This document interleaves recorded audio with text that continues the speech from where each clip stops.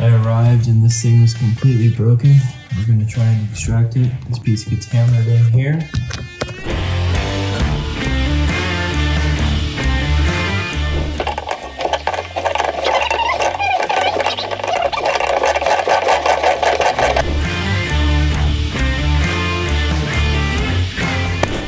We'll take our new bearing assembly.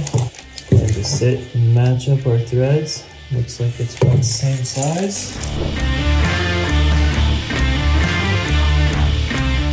We have this. We're going to put some putty on this and replace the gasket with the top. Okay, we're going to apply a nice ring of putty here.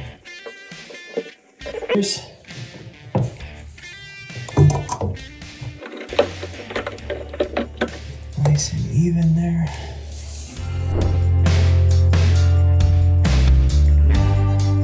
I always like to try and get it started by hand just to make sure it's not cross-threading.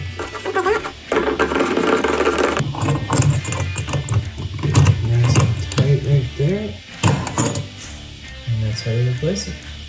Now we just gotta clean up.